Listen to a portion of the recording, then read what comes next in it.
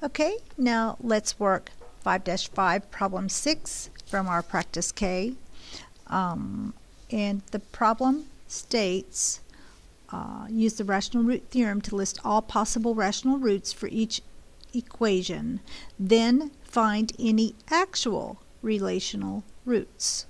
So let's start by using our rational root theorem, which says look at the constant term and the leading term coefficients, and we're going to get the factors of those. So this would be our P and this is our Q. So our P factors are, well, it's 3, so it's just 1 and 3. And our Q factors, well, it's 4. So we've got 1, it's 1 times 4, and we have 2 times 2. So all of our factors are 1, 2, and 4. Okay?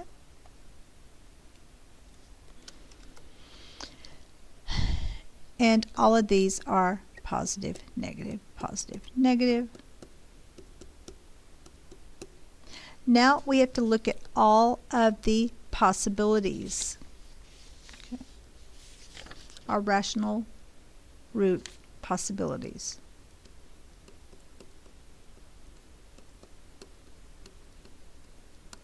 Okay, and to do that, we're going to get our P over our Q. All the possibilities. So we've got, for our P, our top number, we've got a 1. So let's do 1 first on top and do all the combinations with our Q on the bottom. So we've got 1 over 1. We've got 1 over 2 and 1 over 4.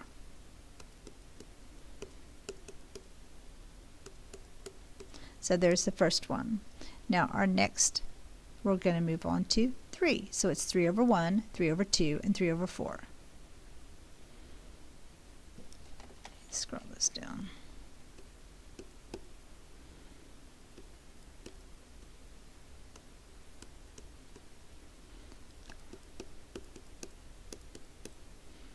Okay, so this is the first part of our equation. List all the possible rational roots. But actually, let's clean this up first.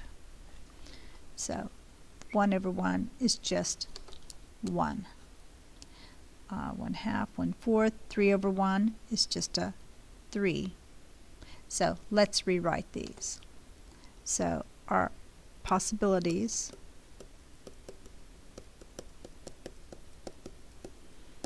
are positive, -1, positive, -3, and I'm going to hashtag these off as we go, or hash them off as we go. And now I've got positive, -1/2, positive, -1/4, and now positive, -3/2, and positive, -3/4. This is the first part of my question. So there's the first part of my answer. Now these are all the possibilities. Now we have to find the actual rational root. So let me grab this. And I'm going to copy it again down here. All right. Now to find which one of these are actual rational roots, we're going to have to plug them in to this equation. So I'm going to start with a positive 1. And when I plug in a positive 1 here, so P of 1 is equal to 4 times 1 cubed plus 12 times 1 squared plus 1 plus 3. So everywhere there was an x, I substituted with the number I'm checking, 1. So this becomes 4 plus 12 plus 1 plus 3. Well, nothing here is going to 0 because these are all positive. It's just going to be a bigger number. So it's going to be 16, 17, 20. So this does not give me a 0. So this does not check out. We need one that gives us a 0. Now do -1.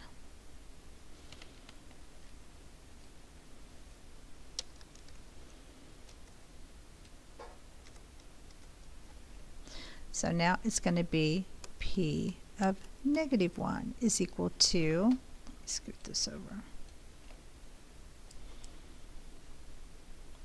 4 times -1 cubed plus 12 times -1 squared plus -1 plus 3. So -1 cubed is just a -1, so you've got a -4 here. -1 squared is positive, so plus 12. And then this is going to be a -1 plus 3. So I can still see 12 and 3 is 15, minus 4 and 1 is still going to be a 10. So this does not check out. Our 1s do not check out. All right. Now I wouldn't cross that off on my answer, what you're turning into the teacher, but I would keep, I think they keep a chart like our p of x and our solution. So we know that -1 and 1 did not check out. So you could do, that was 10, and I think the first one was 10, I forget. All right, so you can keep it, but you're looking for the one that gives us a 0. So now let's check 3.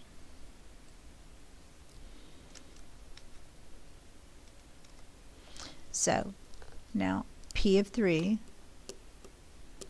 is going to give us 4 times 3 cubed plus 12 times 3 squared plus 3 plus 3.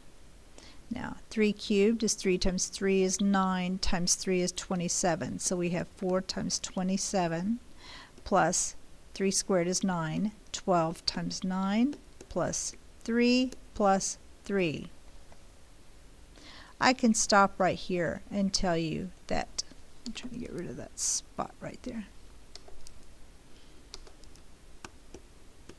There we go. It looked like a negative. Okay, so we know that's going to be a big number, big positive, plus 6. So there's no way this is going to 0. So we can say that 3 is no, or whatever you want to write. Now let's check -3. We're just looking for the one that gives us 0.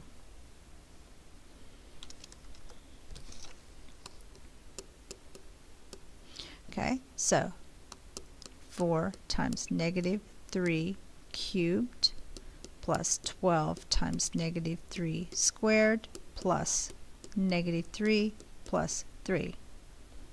Okay, well this -3 plus 3, that goes to 0. Hey, it's looking good.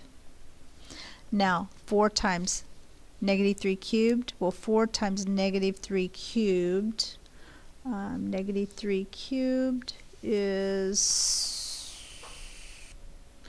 well, 3 times 3 is 9, so a positive 9.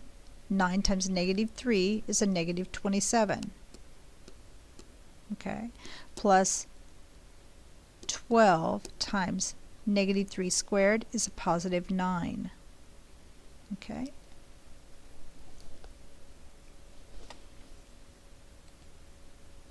Now 4 times -27 is -108, and 12 times 9 is also 108. So we have -108 plus 108. Well, there we go. We finally have one that goes to 0. So -3 is a winner. All right, so now we're going to stop here. And now that we know that this is a factor, -3 is a factor,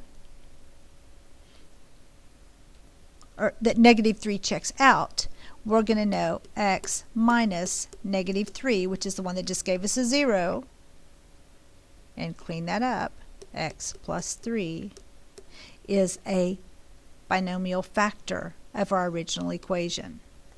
Okay, so we have part of it, and this is what these are to help us do when you don't have a calculator. If you have a calculator and you know how to do the polynomial division, you just plug it in and get your answer. But what happens when you don't?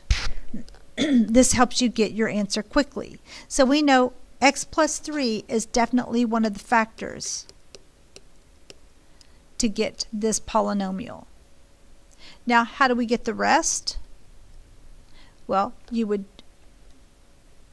I think that's tomorrow's lesson, or no, the next lesson. So sit tight there. What they ask us is what are all the actual rational roots. So continue to plug the rest of these in. So you're going to do the positive negative 1/2, positive negative 1/4, positive negative 3/2, and positive negative 3/4. When you do that, you see that there are nothing else goes to 0. So negative 3 is your only possible rational root. Excuse me, 3.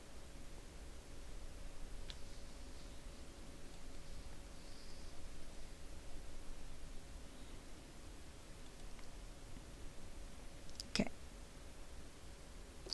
So actually, we write that as, let me fix that, negative 3. Negative 3 is the actual rational root. Okay? So I stepped ahead by talking about this right now. So the answer is all of these in the pink box here.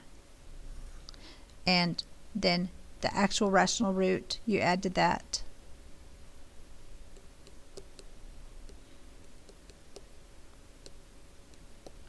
Equal negative 3. Okay, and those are your answers. Okay? And that's how you work this one.